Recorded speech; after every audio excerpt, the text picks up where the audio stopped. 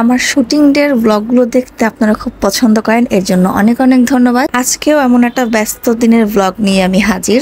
নতুন করে যেহেতু আবার কাজ শুরু করেছি, তো টুকটাক ভিডিও ব্লগ আপনাদের সাথে শেয়ার করব। লাস্ট আমার ব্যস্ত দিনে আমি কি করেছি আজকে এটাই আমি আপনাদের সাথে শেয়ার করব।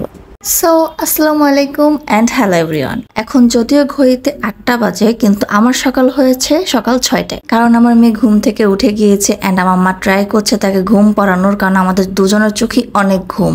এরপর ভাবলাম যেহেতু ঘুম ভেঙেই গিয়েছে, তো আমি আমার ম্যাজিক্যাল 3টা ড্রিঙ্ক যেটা আমি প্রতিদিন সকালে খাই সেটা সেবন করে ফেলি। আহা সুক্ষুদ্ধ। এই পানির লিঙ্কগুলো আমি কমেন্ট বক্সে দিয়ে দেবো, অ্যান্ড যারা ইউটিউব থেকে দেখবেন তাদের জন্য ডেসক্রিপশন বক্সে দিয়ে দেবো। খুবই ইজি, আমাদের বাসায় হাতের কাছে যেগুলো থাকে ওগুলো দিয়েই কিন্তু এই পানিটা আমরা খেতে পারি। এগুলো আপনার বডি, আপনার হেয়ার, আপনার স্কিন ভালো রাখতে অনেক অনেক হেল্প করে। প্রথমেই আমি 1 কাপ লেবু পানি খাই। যদি লেবু পানি বাসায় লেবু নাও থাকে তাহলে আমি 1 কাপ কুসুম গরম পানি খাই। এটাও সবারই খাওয়া উচিত। সকাল সকাল বাইরের আবহাওয়া কিন্তু অনেক জোস থাকে, কিন্তু আমরা কিছু লেজি পার্সন আছি যারা কাজ ছাড়া সকালে উঠেই না। প্রতিদিন সকালে আমার মেয়ে আমাকে জাগিয়ে দিল, কিন্তু আমি জাস্ট ওই রুমেই থাকি, বাইরে বের হই না। কিন্তু আজকে যেহেতু আমার কাজ আছে, 2টা শুট আছে, দ্যাটস ওয়াই আমি সকালবেলা একটু সুন্দর করে শুরু করতে চাচ্ছিলাম, যেন আমার সারাটা দিন খুব ভালো যায়। এই তো পরপর আমার পানিগুলো শেষ করে আমি চলে গেলাম আমার বেডরুমের বারান্দাতে। এটা আমার সব থেকে পছন্দের বারান্দা, বিকজ এখানে আমার সুন্দর সুন্দর ফুল গাছগুলো লাগানো। প্রথম যে বারান্দাটা দেখিয়েছি ওটাও আমার খুব পছন্দের, কিন্তু ওখানে যেহেতু বাচ্চা আমার ছোট, এর জন্য আমি ওখানে কাপড় শুকা দিই। দ্যাটস ওয়াই ওখানে গাছ অনেক কম, কিন্তু বাবু যখন একটু বড় হবে তখন আমি এই বারান্দাও সুন্দর সুন্দর গাছ লাগাবো। লাইটের দিক থেকে ওই বারান্দাটাই আমার বেশি পছন্দের, কারণ ওখান থেকে চাঁদের আলোটা এত সুন্দর লাগে, এত সুন্দর আকাশটা দেখা যায়। আর যেহেতু পিছনে একটা লেক আছে, তার ওই জায়গাটা আরো সুন্দর লাগে। এমনি সময় প্রতিটা গাছে খুব সুন্দর ফুল ফোটে, কিন্তু আজকে কেন জানি ফুল খুবই কম ফুটেছে। এবং গাছগুলো দেখে আমার মনে হলো যে গাছগুলোর প্রতি আমার আরেকটু যত্নবান হওয়া উচিত। গাছগুলোর পোকা ধরছে, পিঁপড়ায় ধরছে, এগুলো আমার একটু ঠিক করা উচিত। এই সময় যদি আমার সাউন্ড একটু আস্তে লাগে তাহলে মনে করবেন আমার পাশে আমার বেবি ঘুমাচ্ছে এবং আমি আস্তে আস্তে ভয়েস দিচ্ছি। যেহেতু অনেক সকালে উঠছি, তো আমার অনেক ক্ষুধা পাইছে, তো ফ্রিজ খুলে দেখলাম এতটুকু একটু কেক আছে, তো ভাবলাম এটাই খেয়ে ফেলি। আমার মিষ্টি জিনিস খুবই কম পছন্দ, কিন্তু কেন যেন কেকটা আমার খুবই পছন্দ, বিশেষ করে হোমমেড কেকগুলো। এরপর রান্নাঘরে গেলাম এবং গিয়ে দেখলাম এক গাদা থালাবাটি জমে আছে। যদি আমার বেবি আমাকে খুব বেশি জ্বালাতন করে তাহলে আমি রাতে কোনো কাজ করতে পারি না, সব এরকমই অগোছালো থাকে। কিন্তু যদি একটু ঠান্ডা থাকে, শান্ত থাকে, তাহলে একদম সবকিছু ধুইয়া ঘুষাইয়া তারপরে ঘুমাইতে যাই। আর এখন যেহেতু আম্মু আসছে, তো সেক্ষেত্রে আমার বাসায় কোনো কাজই করতে হয় না, সবই মাই করতেছে। থালা বাসনও থাকে না, কিন্তু হয়তো ওদিনকে তার শরীরটা খারাপ লাগছিল, এই জন্য এতগুলো জমেছিল। তো ভাবলাম এমনি বাবুর জন্য তার ঘুম হয় নাই, দুপুরে উঠে আবার সেই কাজ করবে, দেন আবার আমার সাথে বের হবে, তো আমি এগুলো করে তারপরে ঘুমাইতে যাই। মা আসলে আমি সব কাজ থেকে একদম মুক্তি পাই, এমনকি বাচ্চা পালা থেকেও আমি মুক্তি পাই, কি যে শান্তি লাগে। কিন্তু এখন মা চলে গেছে, ভিডিওটা যেহেতু আরো 3-4 দিন আগে করার, এবং মা রিসেন্টলি 2 দিন হয়েছে চলে গেছে, তো এখন আবার সেই সেম সব কাজ আমার উপর। এরপর সব কাজ শেষ করে রুমে যেয়ে দেখি নানি নাতনি দুজনেই ঘুম, তো আমিও পাশে গিয়ে আস্তে করে টুপ করে শুয়ে পড়ি। আগে শুয়ে কিছুক্ষণ আমি বিজনেস পেজটা দেখলাম যে কেউ মেসেজ দিল কিনা, ওগুলো সব চেক টেক করে তারপরে আমি একটু ঘুমিয়ে যাই। দুপুরে ঘুম দিয়ে উঠে দেখি বাহিরে ঝুম বৃষ্টি। এখন আমি কনফিউজড হয়ে গিয়েছি যে আজকে শুট কি আদৌ হবে, ফোন তো দিল না ক্যান্সেলের। আমার রিপোর্টিং টাইম ছিল 2:30 এবং অলরেডি তখন 1:30 বাজছিল। আমার রেডি হতে হবে, যেতে হবে, কিন্তু আমি কিছু বুঝতেছিলাম না। আমি বারবার তাদের ফোন দিচ্ছি, হয়তো শুক্রবার দেখে নামাজে গেছে, ফোনও উঠাচ্ছিল না। পরে কল ব্যাক করে বলে যে হ্যাঁ শুট হবে। মানে লিটারালি এত সুন্দর আবহাওয়া দেখে আমার যাইতেও ইচ্ছা করতেছিল না বাইরে। তার উপর বৃষ্টি যেহেতু পড়তেছে, বেবি নিয়ে যাব, এটাও একটা রিস্ক ছিল। কিন্তু যেহেতু আমি বলে ফেলেছি, কমিটমেন্ট ছিল যে আমি যাব, তো আমি ক্যান্সেলও করতে পারতেছিলাম না। এবং ততক্ষণে কিন্তু বৃষ্টিও কমে গিয়েছে, আকাশও বেশ ক্লিয়ারই ছিল, তো ভাবলাম যে চলেই যাই।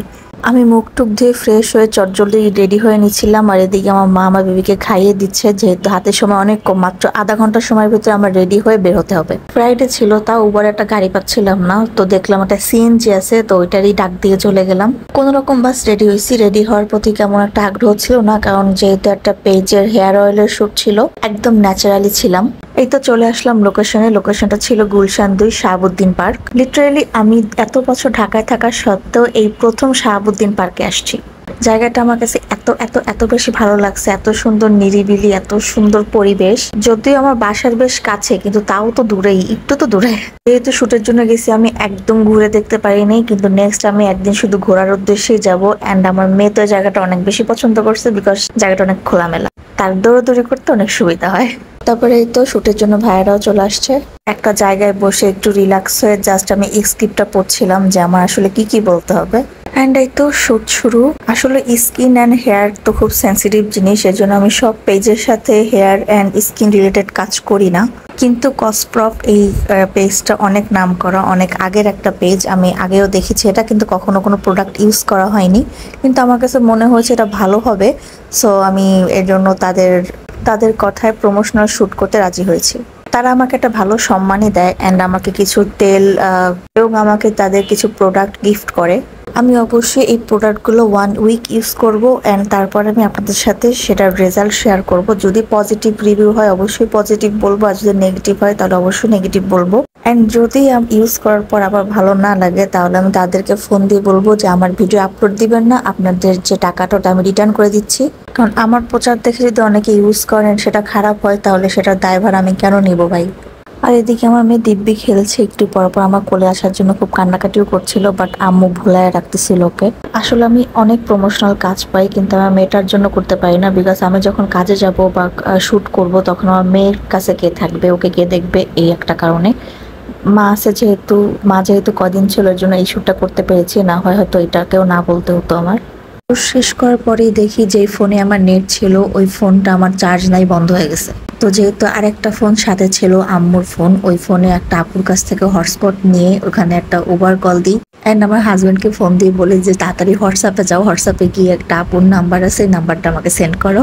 দেন আমরা পার্ক থেকে বের হয়ে যাই। যদি আমার আরেকটা মিটিং না থাকতো তাহলে হয়তো বা এখানে আমি আরো কিছুক্ষণ থাকতাম।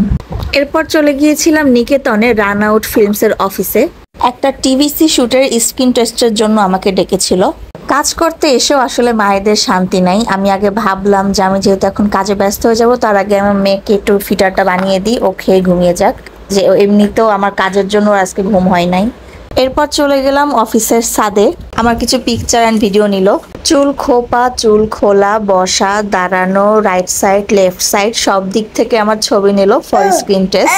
এরপর নিচে এসে দেখি আমার মেয়েও ঘুম। তো কিছুক্ষণ বসলাম, ফোনটা চার্জে দিলাম, একদম চার্জ নেই, একটা উবারও কল দিতে পারবো না। তারপর একটু চা খেলাম, গল্প করলাম, আড্ডা দিলাম। দেন উবার ডেকে বের হয়ে পড়লাম বাসার উদ্দেশ্যে।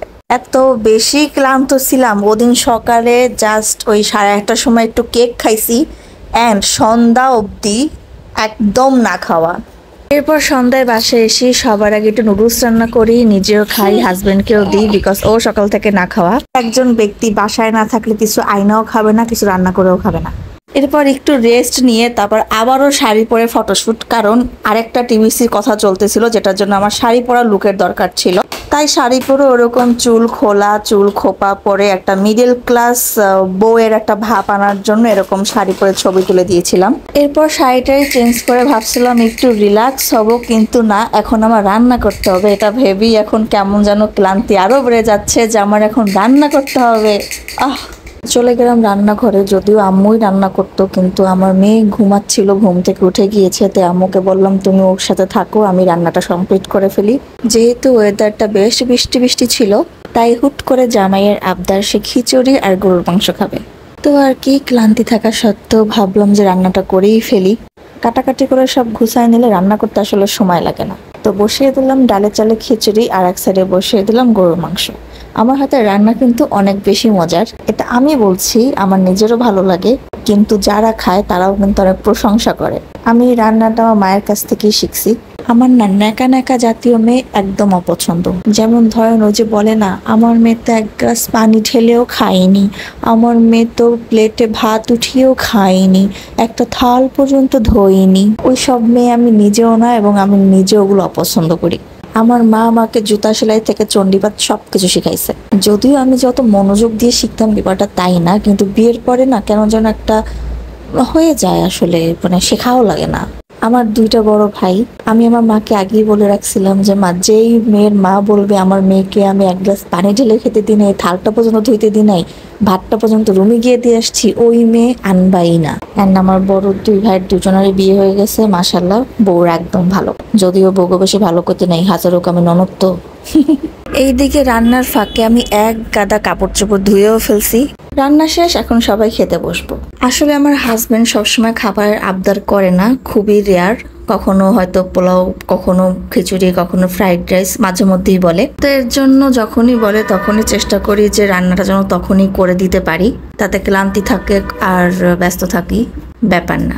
বাই দ্য ওয়ে, আমার মতো বাসায় এরকম জোকার সেজে কে কে থাকেন একটু জানাবেন। ঢিলা ঢালা ড্রেস, ওড়না আরেক ড্রেসের, জামা আরেক ড্রেসের, প্লাজো আরেক ড্রেসের। আমার তো ভাই এতেই কমফোর্ট ফিল হয় যখন যে রাতের কাছে পাই। তো এই ছিল আমার আজকে একটি ভিজিটে ব্লগ। সবাই ভালো থাকবেন, সুস্থ থাকবেন, আমাকে বেশি বেশি সাপোর্ট করবেন। Stay tuned and thanks for watching.